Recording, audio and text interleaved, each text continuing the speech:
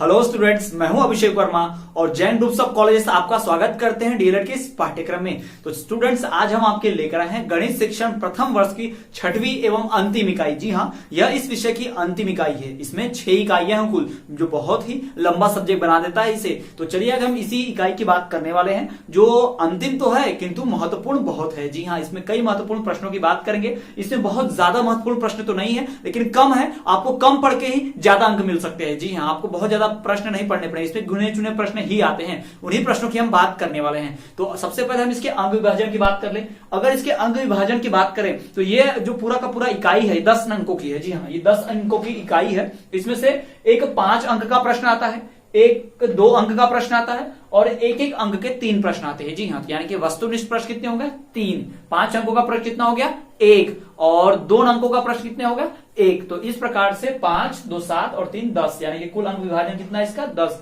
यानी कि इस इकाई पर कुल 10 अंक आवंटित हैं। तो इसमें 10 अंक अर्जित करने का सुनहरा मौका है। तो ये हमारा आखिरी इकाई है इस गणित शिक्षण विषय की। तो चलिए हम बात कर रहे थे कि सबसे प्रमुख प्रश्न कौन से हैं। तो इसमें से 3 वस्तुनिष्ठ प्रश्न आने वाले हैं। तो ध्यान दीजिएगा, वस्तुनिष्ठ पे भी बहुत ध्यान देना है। 3 वस्तुनिष्ठ प्रश्न है और एक 5 अंक का और एक 2 अंक का। तो चलिए हम जान लेते हैं कौन से हमारे महत्वपूर्ण प्रश्न है। उन प्रश्नों को जानते हैं, कैसे कैसे प्रश्न आ सकते हैं, उनका उत्तर कैसे लिखना है, उसकी बात हम करते हैं। तो सबसे पहला जो है प्रश्न ये है कि समकोण कितने अंश का होता है। जी हाँ, जो समकोण होता है जिसे राइट एंगल ट्रायंगल भी कहा जाता है, वो कितने अंश का होता है। तो आपने देखा होगा कि जो भी ट्रायंगल होता है, जो त्रिभुज होता है, उसमें एक 90 डिग्री ऐसा होता है ना, जो राइट एंगल जो होगा 90 का एक होता है। तो समकोण कैसे? ठीक है, तो समकोण कितने अंश का होता है? तो वह त्रिभुज जिसका एक कोण 90 डिग्री का हो। जी हाँ, 90 डिग्री का हो, वो क्या कहलाएगा भाई? समकोण कहलाएगा। ठीक है, बड़ा आसान है, वस्तुनिष्ठ है लेकिन बहुत आसान है। एक वाक्य में भी आ सकता है और वस्तुनिष्ठ यानी कि चूज द करेक्ट में भी आ सकता है, कोई एक चुनिए वैकल्पिक आ सकता है। ठीक है, या खाली स्थान भरो में भी आ सकता है, आपको ध्यान देना है। तो यहाँ पर लिखा हुआ है कि समकोण कितने अंश का होता है। तो समकोण जो होता है भाई वो 90 डिग्री का होता है। कितना होता है? 90 डिग्री का। जी हाँ, एक त्रिभुज जिसका एक कोण 90 डिग्री का हो वही समकोण होता है। समकोण किसका होता है भाई? वह त्रिभुज जिसका एक कोण 90 डिग्री का होगा, 90 डिग्री का, वही क्या होगा? उसका अंश होगा। इस बात को ध्यान रखिएगा। तो ऐसे घुमा फिरा के प्रश्न पूछता है। ठीक है, त्रिभुज के एक कोण अगर 90 डिग्री है तो उसको समकोण कहते हैं। अब यहाँ पर त्रिभुज वगैरह नहीं पूछा, यहाँ पे डायरेक्ट दे दिया कि समकोण किसे कहते हैं। तो भाई समकोण का अंश कितने होते हैं? समकोण कितने अंश का होता है भाई? 90 डिग्री का होता है। समकोण का जो अंश होता है यानी त्रिभुज का जो एक कोण होता है उसे समकोण कहते हैं, वह 90 डिग्री का होता है। ठीक है, अब बढ़ते चलिए दूसरे प्रश्न की ओर। तो हमारा दूसरा प्रश्न ये है कि चतुर्भुज के कोणों का योग लिखिए। जो चतुर्भुज होता है उसके कोणों का योग लिखिए। जी हाँ, चतुर्भुज में 4 कोण होते हैं, आपको पता है, और चारों कोण का जो सम होता है यानी कि उसका जो जोड़ेंगे हम चारों कोणों को तो उसका योग कितना मिलेगा हमें? 360 मिलेगा। जी हाँ, दोनों जो होते हैं 45, 45, 90, 90, 90। ठीक है, 90, 90, 90, 90। जैसे आप देखोगे यहाँ पर कुछ इस प्रकार से होता है चतुर्भुज, तो यहाँ पर भी 90 बनेगा भाई। सीधा ट्रायंगल बन रहा है ना, ऐसा सीधा ट्रायंगल बन रहा है, तो ये 90 डिग्री का होता है सीधा, आपको पता है, सीधा त्रिभुज।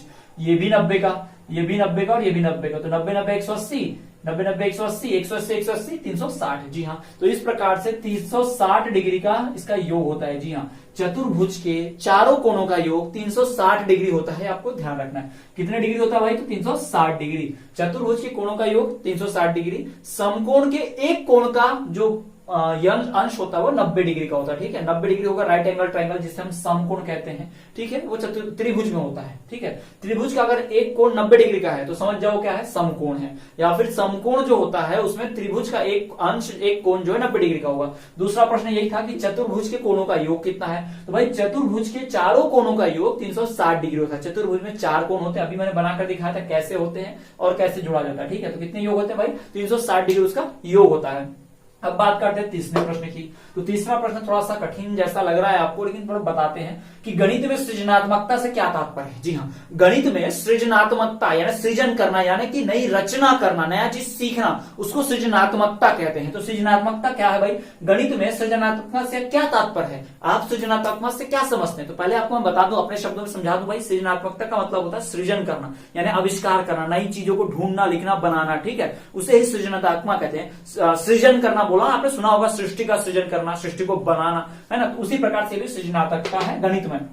चलिए इसका किताबी उत्तर देख लेते हैं हम कैसे लिखेंगे। तो भाई सृजनात्मकता, ये सृजनात्मक और लास्ट में ता, ठीक है। सृजनात्मकता एक मानसिक प्रक्रिया है, हमारे मन से जुड़ी होती है, हम अपने मन में सोचते हैं। यह एक मानसिक प्रक्रिया है जो नए विचारों, प्रारूप या संबंध पैदा करने के लिए होती है। जी हाँ, ये नए विचार, सृजन यानी कि नए नए थॉट्स लाओ, यानी कि नए नए विचार, नए नए सोचने, जो नए नए मानसिक प्रक्रिया है, ठीक है। तो सृजनात्मकता एक मानसिक प्रक्रिया है जो नए विचारों प्रारूप या संबंध, जी हाँ, नए विचारों, प्रारूप या संबंध पैदा करने वाली होती है। जी हाँ, ये नए विचार लाती है, ये नए संबंध लाती है, नया नया प्रारूप लाती है व्यक्ति के मन में, ठीक है। तो जो भी व्यक्ति अगर सृजनात्मक रूप से बहुत ज्यादा क्या है वो विकसित है, उसका विकास हुआ है, तो भाई वो क्या करेगा, सृजनात्मक तरीके से सोचेगा, यानी कि वह क्या करेगा, नए विचार लाएगा। एक ऐसा बालक जिसमें सृजनात्मक शक्ति होती है, वो नए नए विचार लाता है, वो नए नए प्रश्न पूछता है शिक्षक से, कक्षा में देखा होगा आप सभी ने, ठीक है। तो सृजनात्मकता एक मानसिक प्रक्रिया है जो नए विचारों को, प्रारूप तथा संबंधों को पैदा करने वाली होती है। उनकी उत्पत्ति जो होती है ना, नए विचार, नए प्रारूप या संबंध, इनकी उत्पत्ति कैसे होती है, तो इनकी उत्पत्ति जो होगी वो सृजनात्मकता से होती है, ठीक है।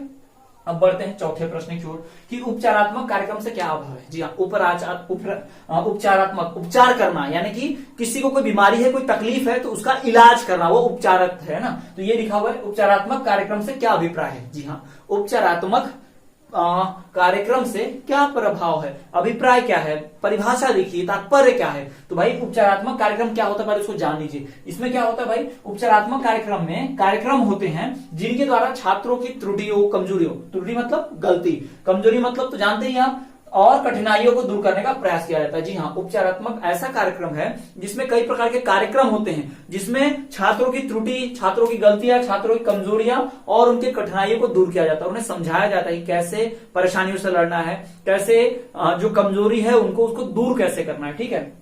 तो उपचारात्मक कार्यक्रम से क्या अभिप्राय है, तो भाई उपचारात्मक कार्यक्रम वे कार्यक्रम होते हैं जिनके द्वारा छात्र का क्या, छात्रों की त्रुटियां, छात्रों की कमजोरियां एवं उनकी कठिनाइयां दूर की जाती हैं। जी हाँ, उपचारात्मक कार्यक्रम वे कार्यक्रम होते हैं जिनके द्वारा छात्रों की त्रुटियों, कमजोरियों और कठिनाइयों को दूर करने का प्रयास किया जाता है। तो ये हो गया उपचारात्मक कार्यक्रम। जी हाँ, अब आप समझ गए होंगे कि उपचारात्मक कार्यक्रम क्या होता है। इसमें त्रुटियां, कमजोरियां और कठिनाइयां दूर की जाती है छात्र की, ठीक, उसे ही उपचारात्मक कार्यक्रम कहते हैं, ठीक है। उपचारात्मक कार्यक्रम स्वयं एक कार्यक्रम है जिसमें छात्र की त्रुटि, छात्र की कमजोरी और उसकी कठिनाइयां दूर की जाती है, बस खत्म, इतना ही। पांचवा प्रश्न, गणित विज्ञान का द्वार एवं कुंजी है। गणित विज्ञान का द्वार, विज्ञान का जो द्वार और कुंजी है वो कौन है, गणित है। ऐसा किसने कहा, यह कथन किसका है, उपरोक्त कथन किसका है, गणित विज्ञान का द्वार एवं कुंजी है, यह कथन किसका कथन है, यह उपरोक्त कथन किसका है, किसने कहा था ये, तो इसलिए कहा था रोजन बैंकर ने। जी हाँ, रोजन बैंकर ने कहा था कि गणित जो है वो विकास, वो विज्ञान की द्वार एवं कुंजी है। जी हाँ, विज्ञान जो है बिना गणित के कार्य कर ही नहीं सकता।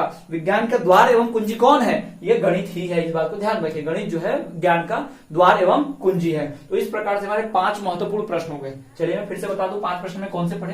पहला, समकोण कितने अंश का होता है। जी हाँ, जो हम समकोण देखते हैं कितने अंश का होता है। दूसरा, चतुर्भुज के चारों कोणों का योग कितना होता है। उत्तर लिखने से ज्यादा महत्वपूर्ण है पहले प्रश्न को समझो फिर उत्तर लिखना, है ना, ताकि आप कोई गलती ना करो। गणित में सृजनात्मकता से क्या तात्पर्य है, सृजनात्मकता में भाई नए विचार, नए प्रारूप, नए संबंध का जन्म होता है, नए इनका उत्पत्ति होती है, ठीक। चौथा, उपचारात्मक कार्यक्रम से क्या अभिप्राय है, तो भाई उपचारात्मक कार्यक्रम वो कार्यक्रम होता है जिसमें छात्र की त्रुटि, कमजोरी एवं कठिनाई दूर की जाती है, सिंपल।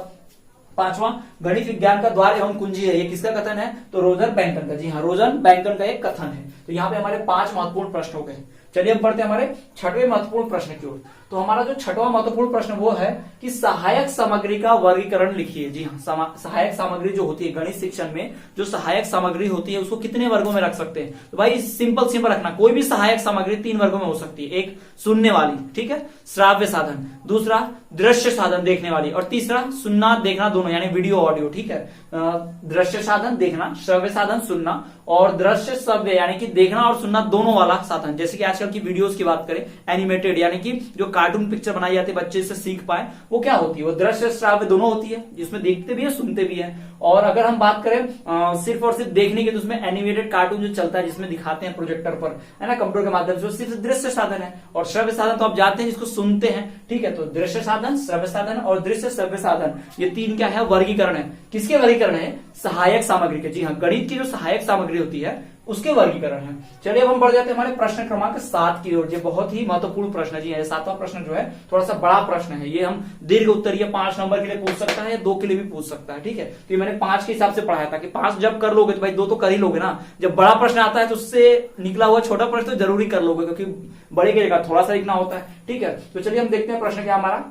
वस्तुनिष्ठ प्रश्न की विशेषता एवं दोष लिखिए। जी हाँ, वस्तुनिष्ठ प्रश्न जो होते हैं बड़ा इंपॉर्टेंट है भाई। आपको क्यों मिलता है, इसकी खासियत क्या है, इसमें बुराई क्या है। तो पूरा का पूरा आपका जो प्रश्न पत्र हो वस्तुनिष्ठ क्यों नहीं है, या फिर आपके प्रश्न पत्र वस्तुनिष्ठ क्यों दे देते हैं, उसको हटा क्यों नहीं देते, ठीक है। तो यही बातें जानने मिलेंगी। तो वस्तुनिष्ठ प्रश्न के कुछ गुण भी हैं, कुछ दोष भी हैं। प्रश्न में यही पूछा है भाई विशेषता, विशेषता मतलब गुण। तो इसके गुण एवं दोष लिखिए, इसकी विशेषता बताइए, इसके दोष बताइए, ठीक है। तो सबसे पहले तो हम जानेंगे भाई इसके गुण क्या है, इसकी खासियत क्या है, क्यों अच्छा है, वस्तुनिष्ठ प्रश्न को अच्छा क्यों माना जाता है। तो सर्वप्रथम तो ये देखिए भाई, इसमें विचार शक्ति का क्या होता है, विकास होता है। जी हाँ, इसमें विचार शक्ति का विकास होता है, सोचने की जो शक्ति है ना उसका विकास होता है। दूसरा, तार्किक शक्ति का विकास, तर्क करने का विकास होता है। तर्क, आपके सामने 4 उत्तर मौजूद होंगे भाई, वस्तुनिष्ठ प्रश्न में 4 उत्तर मौजूद होंगे ना, 4 में से एक सही होगा, तो चारों में तर्क करेंगे, ये क्यों सही है, ये क्यों गलत है, ये क्यों नहीं गलत है, ये क्यों नहीं सही है, ठीक है। तो इसमें तर्क आता है, तो तार्किक शक्ति का विकास हो जाता है, ठीक। तीसरा, परीक्षा में विश्वसनीयता। भाई परीक्षा में विश्वसनीयता है, कोई अपने मन से कुछ भी नहीं लिख सकता है ना, जो सही है वही लिखना पड़ेगा तभी नंबर मिलेगा पूरा। तो इसमें इस तरह की परीक्षा में विश्वसनीयता रहती है। चौथा, इसमें अंक देने की सुविधा है शिक्षक को। जी हाँ, शिक्षक अगर सही है, वस्तुनिष्ठ प्रश्न में अगर सही होता तो 1 नंबर डायरेक्ट मिल जाता है, और सही नहीं है तो भाई 0 नंबर मिलता है। तो इसमें अंक देने की बड़ी सुविधा होती है शिक्षक को। और मुझे ऐसे टीचर के रूप में मुझे बड़ा पसंद है वस्तुनिष्ठ प्रश्न, फट से क्वेश्चन दे दो, छात्र ने सही लिखा तो 1 दे दो, नहीं लिखा तो पूरा काट दो 0। वरना 5 नंबर की थ्योरी का जो क्वेश्चन होता है 5 अंकों का, उसको एक एक लाइन पर लाइन पढ़ो, 2-4 गलतियां निकालो, तो 1 नंबर काटो कि 1.5 नंबर काटो कि आधा काटो, समझ में नहीं आता है ना, थोड़ा सा कंफ्यूजन रहता है। तो इसमें भाई अंक देने की सुविधा हो जाती है शिक्षक को यदि वस्तुनिष्ठ प्रश्न है तो। और ये बड़ी उपयोगी है भाई, ये क्या है, बहुत उपयोगी है, अत्यंत उपयोगी है हम सभी के लिए। तो वस्तुनिष्ठ प्रश्न के जो गुणों हैं उनकी बात करें तो भाई विचार शक्ति का विकास होता है, तार्किक शक्ति का विकास होता है, परीक्षा में विश्वसनीयता है, अंक देने की सुविधा, और ये बहुत ही उपयोगी है। तो ये तो हो गए इसकी अच्छाई, इसके फायदे के बारे में ना। अच्छा, जब इसकी बुराई के बारे में, इसके दोषों के बारे में जान ले, इसमें गड़बड़ियां क्या है,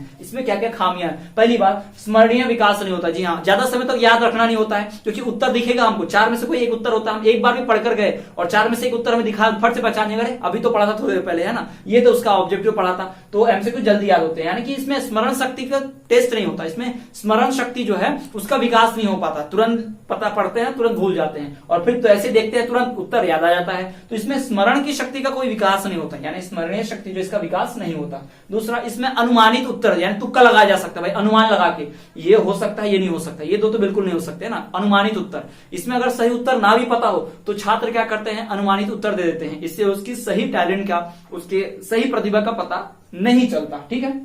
तो इसमें अनुमानित उत्तर दिया जा सकता है। तीसरा, अधिक व्यय और श्रम है। जी हाँ, इसमें शिक्षक को प्रश्न पत्र बनाने में, इन प्रश्नों को निकालने में अधिक मेहनत करनी पड़ती है, अधिक समय खर्च होता है, और साथ ही साथ मेहनत भी अधिक होती है, इसमें अधिक व्यय और श्रम है। चौथा जो है, मात्र तथ्यात्मक ज्ञान होता है। जी, इसमें तथ्यात्मक ज्ञान मिलेगा, यानी कि हम कोई डेट है, कोई ईयर है, जैसे इस प्रकार का कोई नाम है या इस प्रकार के, इसमें भाई तथ्य रहेंगे सिर्फ याद, हम बहुत सारा सोच के विचारणीय तथ्य नहीं लिख सकते, इसमें विचार करके नहीं लिख सकते, इसमें एक तथ्य है, ऐसा होता है तो होता है, ये सही है तो सही है, गलत है तो गलत है, यानी इस प्रकार के इसके दोष हैं। दोष कौन कौन से भाई, स्मरणीय शक्ति का कोई विकास नहीं होता। दूसरा, इसमें भाई अनुमानित उत्तर दिया जा सकता है, तो तुक्का लगाया जा सकता है। तीसरा, इसमें अधिक व्यय और श्रम होता है। जी हाँ, इसमें मेहनत बहुत है और खर्चे अधिक हैं, ठीक। और इसमें शिक्षक जो है वो मात्र तथ्यात्मक ज्ञान दे पाता है। जी हाँ, शिक्षक जो है मात्र तथ्यात्मक ज्ञान दे पाता है। तो ये हमें ध्यान रखना भाई, इससे भाई वस्तुनिष्ठ प्रश्न के ये गुण है और इसके दोष हैं, तो आप सभी को इसके गुणों को और दोषों की चर्चा करनी चाहिए, जानना चाहिए।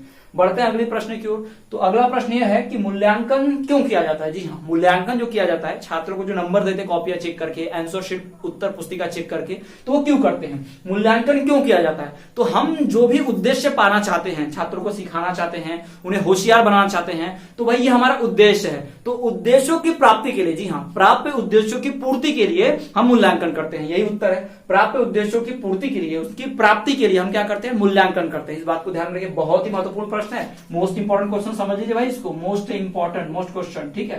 तो ये गणित उद्देश्यों यानी कि प्राप्त उद्देश्यों की पूर्ति के लिए ये होता है, ठीक है। प्राप्त उद्देश्यों की प्राप्ति के लिए ही मूल्यांकन किया जाता है। तो यहां पर हमारे 8 प्रश्न हो गए, ठीक। कुल कितने प्रश्न पढ़े हमने, 8 भाई। समकोण कितने अंश का होता है, चतुर्भुज के कोणों का योग लिखिए, गणित में सृजनात्मक से क्या तात्पर्य है, उपचारात्मक कार्यक्रम से क्या अभिप्राय है, गणित विज्ञान का द्वारम कुंजी है, ये किसका कथन है, रोजन बैंकन का, सहायक सामग्री का वर्गीकरण कीजिए, वही दृश्य साधन, श्रव्य साधन और दृश्य श्रव्य साधन। फिर आता है वस्तुनिष्ठ प्रश्नों का गुण लिखिए, उसकी दोष लिखिए, उसकी विशेषता, उसके दोष लिखिए। फिर अगला प्रश्न था मूल्यांकन क्यों किया जाता है, भाई प्राप्त उद्देश्यों की प्राप्ति के लिए मूल्यांकन किया जाता है। तो ये हमारे 8 प्रश्न हो गए। मैं थोड़ा सा साइड हो जाता हूँ, आप स्क्रीनशॉट ले लीजिए, अत्यंत महत्वपूर्ण प्रश्न है। और चलिए हम बढ़ चलते हैं अपने कुछ अंतिम महत्वपूर्ण प्रश्नों की ओर जो बहुत ही इंपॉर्टेंट है।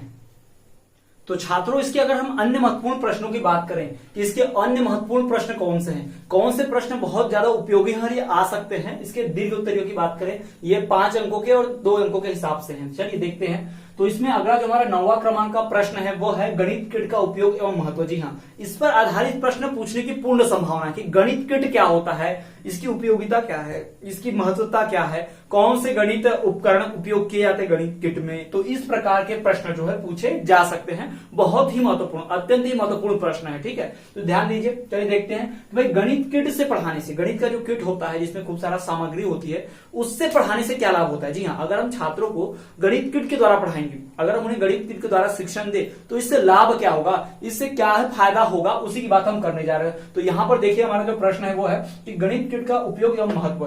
तो अगर हम उसके उपयोग की बात करें, भाई इसके उपयोग करने से क्या फायदा होगा, क्या महत्व है। पहला कि भाई प्रत्यक्ष ज्ञान। जी हाँ, इससे प्रत्यक्ष ज्ञान प्राप्त होता है, यानी चीजों को देखकर छात्र क्या करता है, गणित किट के सामान को देखेगा। जैसे कि उदाहरण के तौर पर यदि हम उसको बोले कि आप क्या करो, डिवाइडर, कंपास, रोलर, स्केल या फिर वो प्रोटेक्टर जिसे अर्धचंदा भी कहते हैं, ठीक है, उससे आप पता करो कि भाई वो अगर सोचो तो सोचने में उतना ज्यादा नहीं देख सकते, लेकिन अगर सामने देखेंगे तो उसमें कोण नापेंगे और देखेंगे, गिनेंगे तो ज्यादा अच्छा समझ में आएगा। तो इससे प्रत्यक्ष ज्ञान प्राप्त होता है। ठीक है, छात्रों को प्रत्यक्ष ज्ञान देने में सहायक है ये गणित का किट। दूसरी बात कि यह रोचक एवं आकर्षक पाठ बनाता है। जी हाँ, पाठ को ये बड़ा रोचक एवं आकर्षक कर देता है। कई बार छात्र जो है पाठ को पढ़ने में नीरस महसूस करते हैं, उन्हें निरस्ता आती है, कक्षा में बैठे बैठे निरस्ता आ जाती है कि शिक्षक जो है वो बार बार वही किताबी ज्ञान है, किताब से ही पढ़ा रहे हैं और इसमें वही चीजें हैं, इसमें कुछ भी नया नहीं है, बस लिखना लिखना लिखना, सवाल जवाब सवाल सवाल जवाब है, यही सब। तो अगर इसमें कुछ नए किट रहेगी, गणितीय किट रहेगी, इसमें नया सामान देखेंगे, नया तरीका देखेंगे, तो छात्र जो है बड़े प्रभावित होते हैं। ठीक है, छात्र को ये रोचक एवं आकर्षक लगता है। अगर रोज से कुछ अलग करेंगे तो छात्र बड़े रोचक सोच में पड़ जाएंगे और देखेंगे क्या कर रहे हैं, गुरु जी क्या कर रहे हैं, क्या कैसे पढ़ा रहे हैं,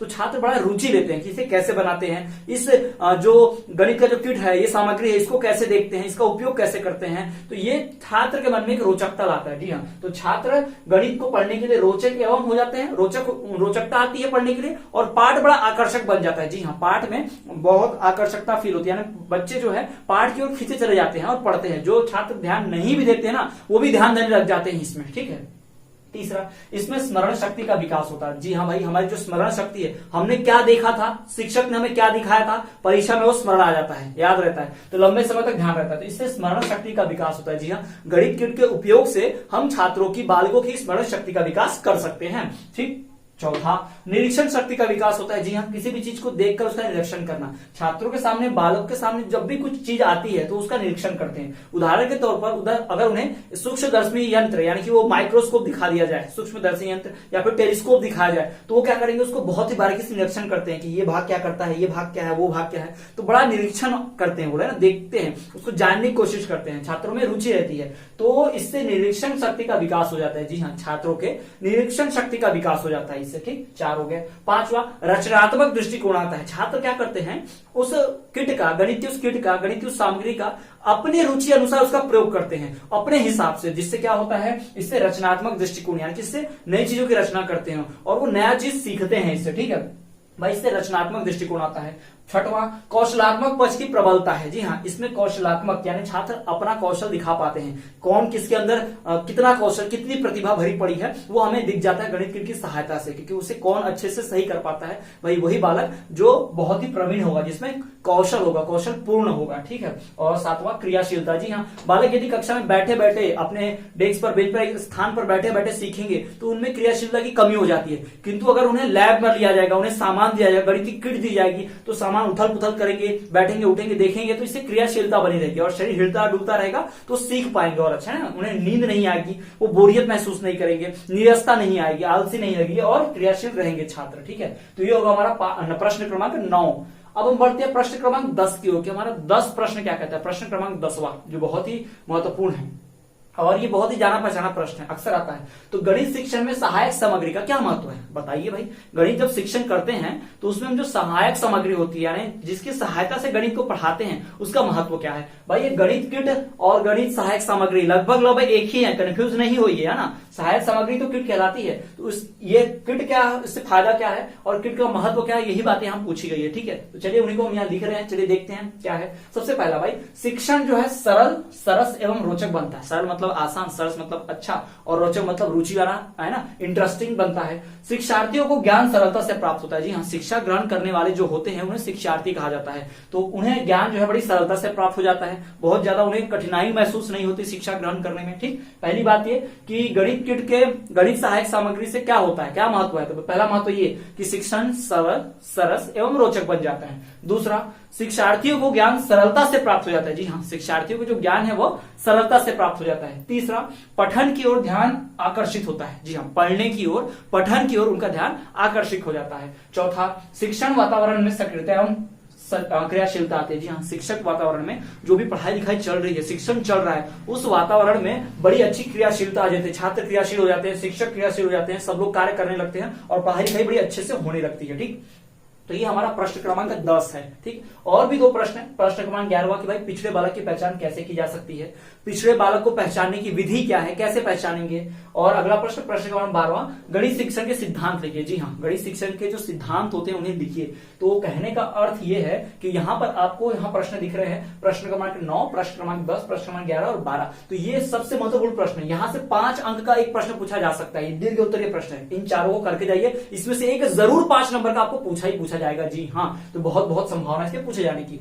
अगर हम बात करें हमने कौन से दीर्घ उत्तरीय प्रश्न पढ़े, तो भाई यहाँ पर हमने दीर्घ उत्तरीय प्रश्न पढ़ा कि गणित किट का उपयोग और महत्व क्या है। गणित किट का जो उपयोग है और उसका महत्व क्या है, तो ये हमने पढ़ा भाई कि प्रत्यक्ष ज्ञान होता है, रोचक एवं आकर्षक पाठ बनता है, स्मरण शक्ति का विकास होता है, निरीक्षण शक्ति का विकास होता है, रचनात्मक दृष्टिकोण बढ़ता है, कौशलात्मक विकास होता है और तो और क्रियाशीलता बनी रहती है। तो इस प्रकार के इसके उपयोग और महत्व। ऐसे ही मत लिख देना एग्जाम में, पहले ये लिखना, फिर इसके आगे डैश देके इसमें 4-5 लाइन की थ्योरी लिखना, फिर ये लिखना, फिर 4-5 लाइन की थ्योरी। ऐसा सभी के साथ करना है। जी हाँ, क्योंकि हम यहाँ दीर्घ उत्तरीय प्रश्न की बात कर रहे हैं। ठीक, इसमें भी वही करना है। इसको आप और वाक्य को बहुत अच्छे से बनाकर लिखेंगे, इसमें ध्यान रखिएगा। इसमें भी ऐसे बनाकर लेंगे आप, ऐसे आधी आधी लाइन लिखेंगे तो पूरे नंबर नहीं मिलने वाले, इस बात को ध्यान रखिए। यही बात आप इस प्रश्न में भी करेंगे कि पिछड़े बालक की पहचान कैसे की जा सकती है। पिछड़े बालक की पहचान करने के लिए आपको क्या करना पड़ेगा भाई, उससे बातचीत करनी पड़ेगी, वार्तालाप करना पड़ेगा, उसका मूल्यांकन करना पड़ेगा, उसकी रुचि देखनी हुई कक्षा में उसकी रुचि है कि नहीं है पढ़ने में, है ना, उससे वार्तालाप करता रहना पड़ेगा, उससे शिक्षा में शामिल करना होगा। ठीक है, खोया खोया रहेगा तो उसे उसका नाम लेकर उसका श्यामपट पर ध्यान आकर्षित कराकर उसे हम शिक्षा में शामिल कर सकते हैं। और गणित शिक्षण के सिद्धांत देखिए भाई, गणित शिक्षण के सिद्धांत क्या है, यानी गणित सीखने के लिए क्या आवश्यक है, गणित क्यों सीखना होता है और गणित सीखने के लिए क्या तत्परता होनी चाहिए। तो इस प्रकार के प्रश्नों की बहुत बहुत संभावना की हमारे आने वाले बोर्ड एग्जाम जो हमारा डीएलएड का परीक्षा उसमें पूछा जाएगा, बहुत ही महत्वपूर्ण है। ठीक है, तो ये हो गया हमारे कुल 12 प्रश्न जो बहुत ही महत्वपूर्ण है। ये हमारी 6वीं एवं अंतिम इकाई थी गणित शिक्षण प्रथम वर्ष के विषय की। जी हाँ, प्रथम वर्ष का जो गणित विषय है इसमें कुल 6 इकाइयां हैं। ये बहुत ही लंबा विषय है, कठिन विषय भी माना जाता है। इसमें कई प्रश्न करने होते हैं, तब जाकर उसमें से कुछ प्रश्न आने की संभावना होती है। तो मैंने जितने भी प्रश्न आपको बताए इन 6 इकाइयों से, उन सभी प्रश्नों को बहुत ही अच्छे तरीके से, बहुत बढ़िया तरीके से कंठस्थ करके उनकी प्रैक्टिस करके जाइएगा, बहुत अच्छा अभ्यास कीजिएगा। और यदि आप पढ़कर जाएंगे बढ़िया से तो आपको अच्छे अंक अवश्य प्राप्त होंगे। इसके अलावा भी कुछ क्वेश्चन होंगे, कुछ प्रश्न ऐसे होंगे जो मुझसे छूट गए होंगे, तो आपको अपनी किताब में से पढ़ना है। हो सकता है कि उनके भी आने की संभावना हो। सबसे पहला आपका कार्य होना चाहिए कि पिछले वर्ष, गत वर्ष का प्रश्न पत्र उठाइए और उस प्रश्न पत्र को क्या कीजिए, पूरा सॉल्व कीजिए, उसे पढ़िए, क्योंकि उसमें से 25 से 30% आने की पूर्ण संभावना होती है। हर वर्ष आता ही आता है 25 से 30% पूर्ववत जो प्रश्न पत्र आया था उससे। ठीक है, पिछले 2-3 साल के प्रश्न पत्र कर लीजिए पूरा कंठस्थ, उसमें से आपको 50-60% जरूर आ जाएगा परीक्षा में, है ना। तो फेल होने के चांसेस तो बिल्कुल ही नहीं है, किंतु हमें फेल नहीं होना, हमें बहुत अच्छे अंकों से पास होना है, डिस्टिंक्शन मार्क्स से पास होना है। इसलिए हम क्या करेंगे, बहुत ही डिटेल में एक एक वीडियो से यहाँ से पढ़ाई करेंगे, सभी प्रश्नों को नोट डाउन करेंगे। तो ये था हमारा इकाई 6वां, हमारा जो प्रश्न पत्र है, प्रश्न पत्र कौन सा, षष्टम, यानी कि गणित शिक्षण का षष्टम प्रश्न पत्र। जी हाँ, तो इससे हम पढ़ाई करेंगे। तो चलिए आज के लिए वीडियो लेक्चर में इतना ही। तब तक के लिए आप जैन ग्रुप ऑफ कॉलेज के साथ जुड़े रहिए और देखते रहिए डीएलएड का पाठ्यक्रम। मिलते हैं आपसे अगले वीडियो में।